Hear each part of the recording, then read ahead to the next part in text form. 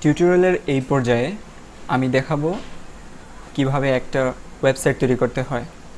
এজন্য আমি একটা স্টোর মাই স্টোর নামে একটা ওয়েবসাইট তৈরি করব, যেখানে কোনো প্রোডাক্ট দেখা যাবে এবং নতুন কোনো প্রোডাক্ট অ্যাড করা যাবে। তো এই ওয়েবসাইট তৈরি করার জন্য প্রথমে htdocs, আমার অ্যাপাচের htdocs ফোল্ডারের ভেতরে মাই স্টোর নামে আমি একটা ফোল্ডার তৈরি করলাম এবং তার ভিতরে কিছু ফোল্ডার এবং ফাইল তৈরি করে নিলাম। প্রফেশনাল ওয়েব ডেভেলপাররা একটা নির্দিষ্ট স্ট্যান্ডার্ডে ওয়েব পেজগুলো তৈরি করে, যেমন অ্যাডমিনিস্ট্রেটিং যত কাজ আছে সেটার জন্য অ্যাডমিন নামের ফোল্ডার থাকে, যেটার মধ্যে আমি আমার ওয়েবসাইটে, ধরা যাক আমার এই ওয়েবসাইটে আমি বিভিন্ন ধরনের প্রোডাক্ট অ্যাড করব, তার জন্য আমরা এই অ্যাডমিনের ভিতরে বিভিন্ন পিএইচপি ফাইল থাকবে, যে ফাইলগুলোর কাজ হবে যে প্রোডাক্ট অ্যাড করা, রিমুভ করা, এডিট করা। তারপর থাকে ইমেজ নামের একটা ফোল্ডার, এখানে সব ইমেজগুলো থাকে। কমনলি ইনক্লুড নামে একটা ফোল্ডার থাকে, যেটার মধ্যে যে ফাইলগুলো খুব বেশি ব্যবহৃত হয়, একই ফাইল কমনলি ব্যবহৃত হয় সেগুলো থাকে, যেমন এখানে কনফিগারেশন ফাইল থাকে, হেডার, ফুটার, এগুলো থাকতে পারে। আমাদের মূল ফাইলটা হচ্ছে এখানে index.php। আমরা যখন ব্রাউজারে লোকাল হোস্টের পর মাই সিটি স্টোর লিখব, তখন এই index.php ফাইলটা ওপেন হবে। আমার এখানে আরও দুটা ফাইল আছে, product.php এবং registration.php। প্রোডাক্টস পেজের ফাইলের মাধ্যমে আমি প্রোডাক্টটা ডিসপ্লে করব, ডাটাবেজের মধ্যে যে প্রোডাক্ট আছে সেটা ডিসপ্লে করব, এবং রেজিস্ট্রেশনের মাধ্যমে আমার এই ওয়েবসাইটে কোনো একজন মেম্বার রেজিস্টার হবে। আমি ওয়েবসাইটের একটা ডেমো তৈরি করেছি, যেটা আমি দেখাচ্ছি।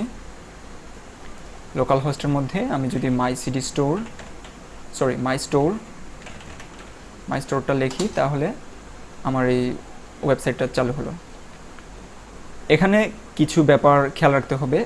পিএইচপি শুরু করার আগে আমাদের ওয়েবসাইটটাকে একটা নির্দিষ্ট ফরম্যাটে সাজিয়ে নিতে হবে।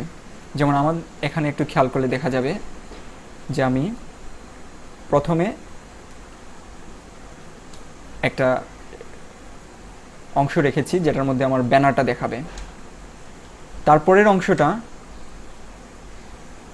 এই অংশটার মাধ্যমে আমি আমার পেজের লিঙ্কগুলো দেখাবো, এবং 3 নম্বর অংশটা হচ্ছে আমার এই ক্যাটাগরির অংশটা, এটার মাধ্যমে আমি আমার প্রোডাক্টের ক্যাটাগরিগুলো দেখাবো। 4 নম্বর অংশটা হচ্ছে আমার বডি।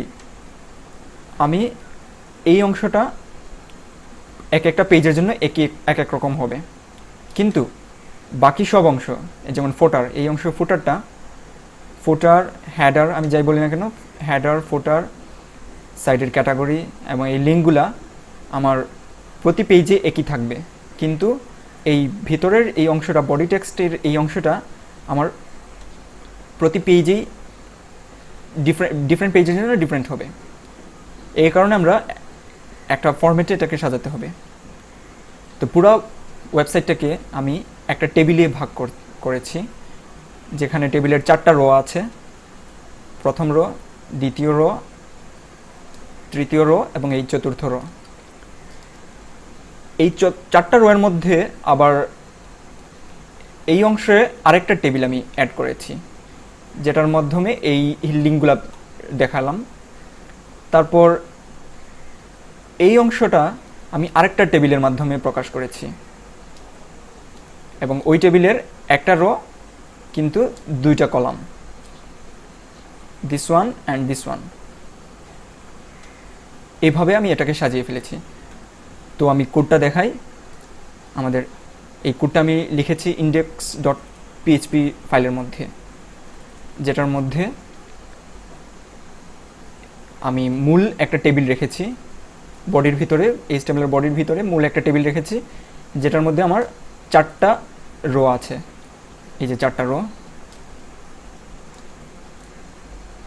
রো আছে। প্রথম রোটা হচ্ছে আমার টাইটেল দেখানোর জন্য, মাই অনলাইন স্টোরটা দেখাবে টাইটেল, এই প্রথম রো। পরের রোটা হচ্ছে লিঙ্কগুলো দেখানোর জন্য, যার মধ্যে আমি একটা টেবিল ব্যবহার করে এইগুলারে বিভিন্ন সেলে ভাগ করেছি। এটা ফরম্যাটটা নিজের কাছে, যে যেরকম ইচ্ছা করতে পারে, কিন্তু ব্যাপারটা হচ্ছে একই, যে একটা টেবিল মূল একটা টেবিল রাখতে হবে এবং ওই টেবিলে আমরা এইরকম 4টা রো তৈরি করব। তারপর আমি কয়টা টেবিল এর ভিতরে আরও যদি টেবিল ইচ্ছা হয় ব্যবহার করতে পারি, আবার নাও করতে পারি, আমার উপর নির্ভর করে। তৃতীয় যে রোটা, এই পুরো রোটা, এটা আছে এই অংশের মধ্যে, যার ভেতরে আমি আরেকটা টেবিল ব্যবহার করেছি যাতে এটাকে দুভাগে ভাগ করা যায়। নেস্টেড এই টেবিলের মধ্যে একটা রো এবং 2টা কলাম, এই আমি টিডির মধ্যে দুটা টিডি আছে, এ কারণে এটা 2টা কলামে ভাগ হয়ে গেছে। প্রথম টিডি প্রোডাক্ট ক্যাটাগরির জন্য থাকবে এবং পরবর্তী টিডিটা আমার এই বডি টেক্সট হিসেবে আসবে। এখানে আমি যা লিখবো তা আমার পেজের এই অংশে দেখাবে। সবশেষে যে র আছে সেটা হচ্ছে আমার এই ফুটারের জন্য, যেখানে আমি কপিরাইট লিখেছি।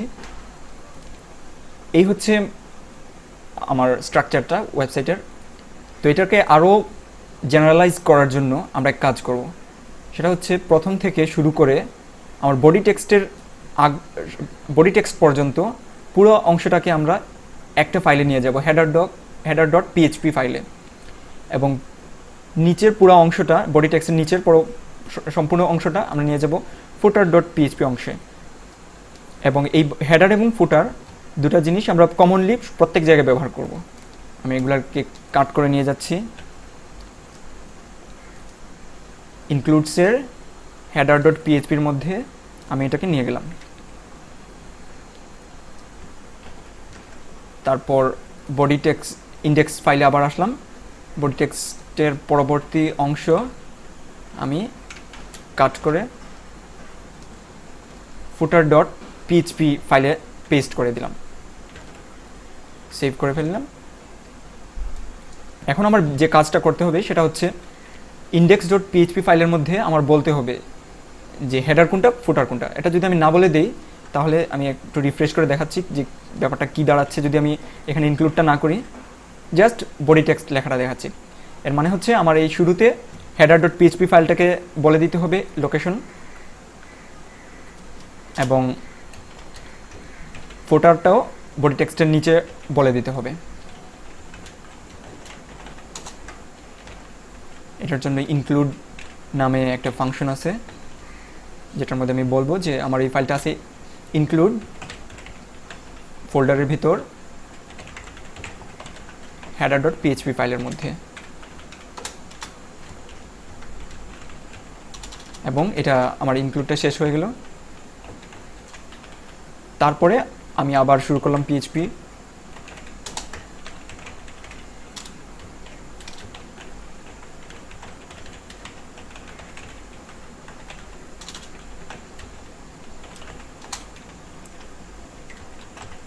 এই হচ্ছে কমন একটা স্ট্রাকচার, যেটা আমি প্রতি পেজেই এইভাবে আমি ব্যবহার করব। ফলে আমার পেজের হেডার এবং ফুটারটা প্রতি পেজে একই থাকবে, কিন্তু কন্টেন্টটা ডিফারেন্ট হয়ে যাবে। আমি রিফ্রেশ দিচ্ছি, এই যে রিফ্রেশ দেওয়ার সাথে সাথে আমার হেডার এবং ফুটার একসাথে চলে আসলো। এখানে আবার একটু বলে নেই, এই অংশটা আমার হেডারের মধ্যে, হেডার ডট পিএইচপি ফাইলের মধ্যে আছে। তারপরের অংশটা আমার ইন্ডেক্স ডট পিএইচপি ফাইলের মধ্যে, এই যে বডিটা ইন্ডেক্স ডট পিএইচপি ফাইলের মধ্যে, এবং সর্বশেষ অংশটা আমার আছে ফুটার ডট পিএইচপি ফাইলের মাধ্যমে। ফলে আমার হেডার এবং ফুটার আলাদা হয়ে গেলে, এবং আমরা এখন কমনলি এটাকে ইউজ করতে পারবো।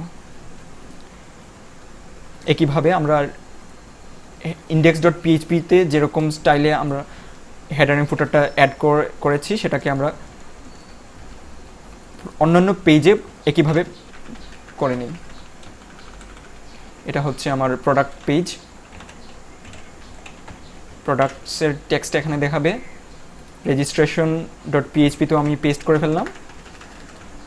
এখানে আমার রেজিস্ট্রেশনের টেক্সটটা দেখাবে। তাহলে আমরা যদি এখন লিঙ্কগুলোতে ক্লিক করে দেখি ঠিক আছে কিনা, প্রোডাক্টসে ক্লিক করার সাথে সাথে এখানে প্রোডাক্টস টেক্সটটা দেখাচ্ছে, ঠিক আছে। রেজিস্ট্রেশনে ক্লিক করার সাথে সাথে আমার এখানে দেখাচ্ছে রেজিস্ট্রেশন টেক্সট।